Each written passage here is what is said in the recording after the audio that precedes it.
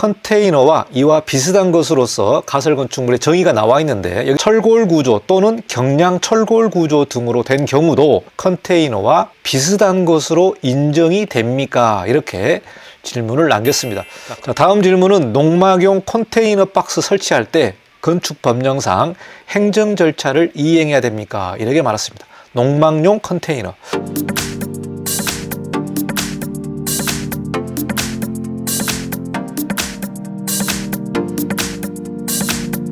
네, 안녕하십니까. 이관용 건축사입니다. 이번 시간은 이관용 건축상담소 시간이 되겠습니다. 제가 옥상에다 지붕을 설치하거나 또 온실, 또 태양광 패널 여러 가지 사례를 좀 소개해드렸는데요.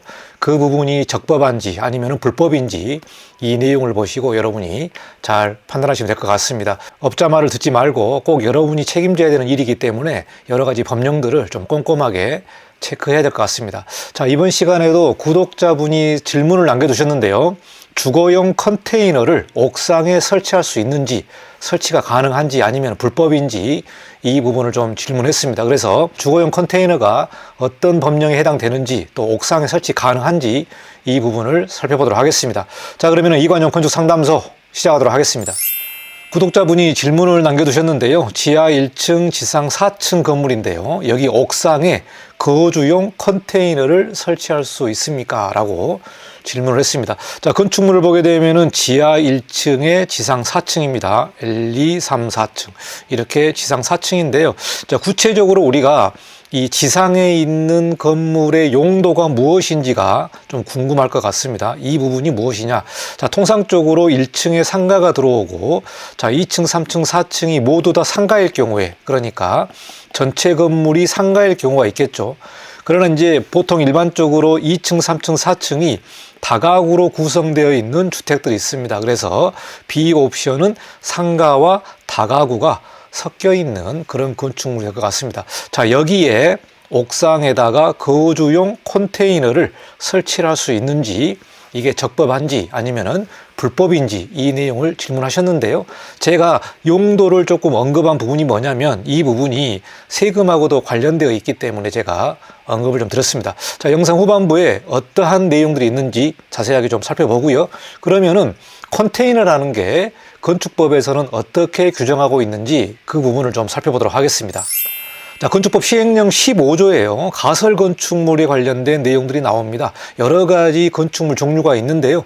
여기에서 5항 8호에 가설 건축물에 컨테이너가 나옵니다. 자, 8호를 보시면요. 컨테이너 또는 이와 비슷한 것으로 된 가설 건축물로서 임시 사무실, 임시 창고 또는 임시 숙소로 사용되는 것을 말한다. 이렇게 나와 있죠. 자, 그런데요. 여기서 보시면은 괄호에 건축물의 옥상에 축조하는 것은 제외한다라고 명확하게 규정을 하고 있습니다. 자, 컨테이너가 임시 사무실, 그리고 창고, 그리고 임시 숙소로 사용되는 것이라고 규정을 했는데요. 여기서 이제 옥상의 부분이 명확하게 나옵니다. 건축물 옥상에는 축조하면 안 된다. 이렇게 명확하게 규정을 하고 있기 때문에 옥상에 컨테이너를 설치하시면 안 될 것 같습니다. 자, 그런데요. 다만 2009년 7월 1일부터 2015년 6월 30일까지 그리고 2016년 7월 1일부터 2019년 6월 30일까지 공장의 옥상에 축조하는 것은 포함한다고 나와 있기 때문에 혹시 이 해당 기간에 공장의 옥상에 축조하는 것은 가설 건축물로 본다. 이렇게 규정을 하고 있습니다. 이 기간과 공장이 아닌 그런 용도들의 건축물에서는 옥상에 컨테이너를 설치하면 안 되겠습니다. 자, 그러면 가설 건축물 법을 무시하고 옥상에 주거용 컨테이너를 설치할 경우에는 어떠한 일이 벌어질까요? 첫 번째는 시정명령이 나오겠죠. 시정명령이 나오고 이게 이제 2번 정도 나옵니다.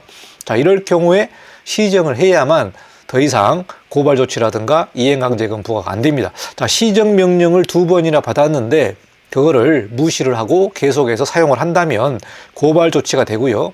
그리고 이행강제금이 부과되는데 이 부분이 시정될 때까지 부과됩니다. 시정될 때까지. 예전에 5번 나오고 없어지고 그게 아닙니다.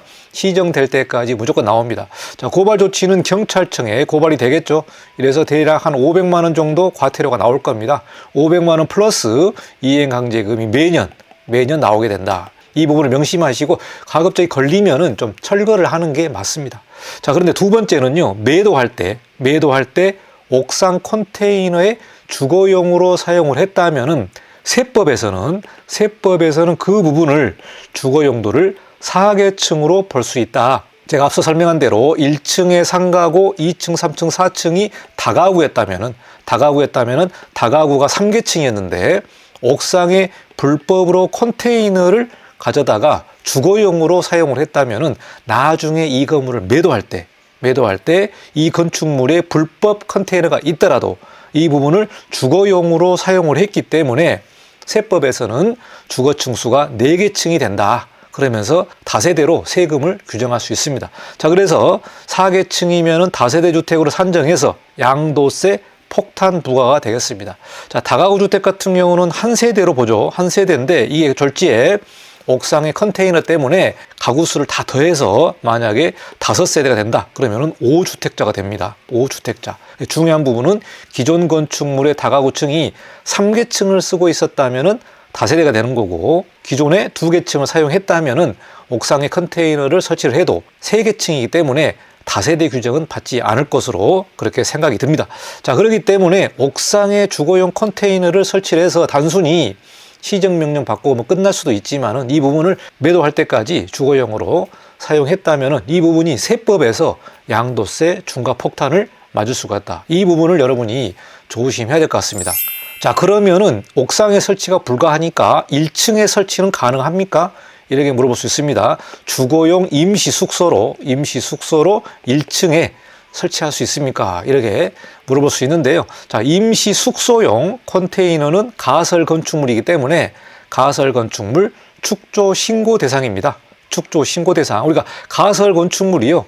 허가 대상이 있고 신고 대상이 있는데 여기서 말하는 컨테이너는 축조 신고 대상이 되겠습니다. 자, 설치하기 전에는요. 행정기관과 미리 협의를 하라고 안내를 하고 있습니다. 왜 그러냐면은 지자체에 각 조례가 있기 때문에 무조건 임시 숙소라고 그래서 다 되는 게 아니고 각 지자체별로 또 조례를 정해놓고 있기 때문에 어떤 목적인지 어떤 용도인지 누가 사는지 등등등 해서 자체적으로 조례로 정할 수도 있기 때문에 미리 여러분이 행정기관 건축과에 가서 협의를 하시기 바라겠습니다. 자, 이게 가능하다면은 가설 건축물 축조 신고를 접수를 하겠죠. 접수하면은 나중에 축조 신고 필증을 교부하게끔 되어 있습니다. 이 부분을 이제 가설 건축물에다가 딱 붙여놓고 여러분이 사용을 하시면 될 것 같죠. 자, 그리고 종종 이제 1층에다가 컨테이너를 설치를 하게 되면은 이 부분이 건폐율이나 용적률 등에 포함이 됩니까? 라고 질문을 하게 됩니다. 자, 건폐율에 해당된다면은 기존 건축물에다가 가설 건축물까지 더하게 되면 건폐율이 초과되잖아요. 그리고 용적률도 오버될 수 있겠죠.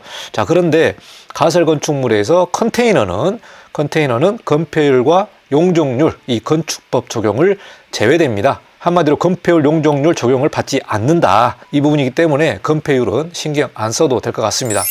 자, 그러면은 가설 건축물 축조 신고 신청 서류인데요. 가설 건축물 축조 신고서를 작성하시고 그리고 배치도. 자, 그러니까 1층에 기존 건축물이 있고 여기에다가 내가 가설 건축물 컨테이너를 설치하겠다. 이런 배치도 도면이 있어야 되겠죠. 그리고 평면도. 여기 평면도는 문이 있고 창문이 있고 이렇게 평면도를 작성을 해서 제출을 해야 될 것 같습니다. 자, 대지 사용 승낙서 같은 경우는 토지주가 건물주랑 다를 경우에 이럴 경우에는 토지주에다가 대지 사용 승낙서를 받아서 해당 건축과에 제출해서 접수를 하시면 될 것 같습니다. 자, 이런 절차를 통해서 축조 신고 필증을 교부를 하게 되겠습니다. 자, 이 부분의 존치 기간은 3년입니다. 그래서 3년마다 존치 기간 연장 신고서를 제출을 해야 되겠습니다. 자, 그런데 컨테이너와 비슷한 구조물로 해서 설치하는 경우도 가설 건축물에 들어가느냐 이런 질의외신이 있고요. 농막 같은 경우도 가설 건축물에 들어가느냐 이 부분이 질문이 있는데요. 그에 대한 답변을 좀 드리도록 하겠습니다. 첫 번째 질문을 좀 보도록 하겠습니다. 컨테이너와 이와 비슷한 것으로서 가설 건축물의 정의가 나와 있는데, 여기서 보시면은 컨테이너, 이와 비슷한 것으로 된 가설 건축물에서 이와 비슷한 것에 대한 질문을 남겼습니다. 자, 그래서 철골 구조 또는 경량 철골 구조 등으로 된 경우도 컨테이너와 비슷한 것으로 인정이 됩니까? 이렇게 질문을 남겼습니다. 자, 컨테이너는 누가 보더라도 명확하죠. 컨테이너와 이와 비슷한 것으로 나와 있는데, 이와 비슷한 것에서 철골 구조로 된 것 또는 경량 철골 구조로 된 것도 컨테이너로 볼 수 있느냐, 컨테이너와 비슷한 것으로 볼 수 있는지 질문을 남겼습니다. 자, 답변을 보시면요, 건축법에서 말하고 있는 이와 비슷한 것이라 함은 공장에서 제작된 컨테이너 또는 조립식 판넬 구조로 지리의 경우 상기와 달리 일반 건축물 형태와 같은 기둥, 보호 형식의 철골 구조 형태라면 상기 컨테이너 가설 건축물과 비슷하다고 보기 어렵다, 이렇게 나와 있습니다. 그러니까 공장에서 바로 제작한 컨테이너, 그러니까 컨테이너는 뭐 기둥도 없고 보 같은 부분이 없겠죠. 또는 조립식 판넬 구조로 된 것은 비슷한 것으로 볼 수 있는데, 기둥이 있고 보가 있고 이런 철골 구조 형태라면은 컨테이너와 비슷한 것으로 볼 수 없다, 이렇게 2023년 6월 15일 국토부에서 답변을 내렸기 때문에, 그러니까 여러분이 철골 구조나 경량 철골 구조가 컨테이너와 비슷한 것이다, 이렇게 해서 가설 건축물 축조 신고를 하시면 안 되겠다, 이 내용이 되겠습니다.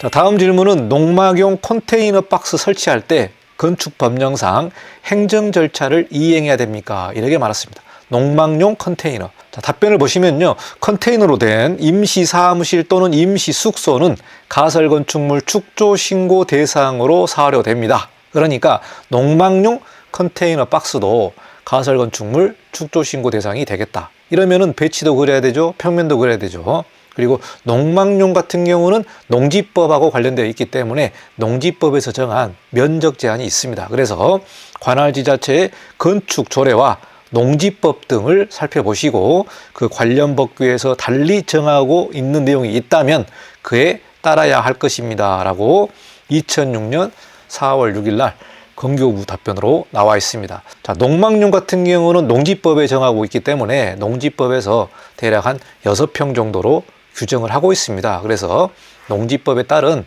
이 규정에 따라서 설치를 할 수 있는데, 대부분의 지자체가 농막용 컨테이너 박스도 가설 건축물 축조 신고 대상으로 보고요, 이 부분에 신고 절차를 밟아야 된다. 자, 신고 절차 없이 바로 설치하는 지자체도 있습니다만, 대부분의 지자체가 가설 건축물 축조 신고 대상으로 보고 신고 절차를 밟아서 이 농막용 컨테이너도 설치를 해야 되겠습니다. 자, 여기까지 주거용 컨테이너를 옥상에 설치가 가능한지, 아니면은 지상에다가 설치가 가능한지, 그러면은 어떤 절차로 밟아야 되는지, 이 내용을 여러분과 같이 공부를 했습니다. 여러분 궁금한 내용이 있으면 영상 댓글에 질문을 남겨두시면 제가 공부해서 여러분과 같이 자세하게 좀 법령을 살펴보도록 하겠습니다. 자, 이관용 건축 상담소를 마치고 다음 시간에 다른 내용으로 또 뵙도록 하겠습니다. 여러분의 구독과 좋아요를 부탁드리겠습니다. 감사합니다. 이관용 건축사였습니다.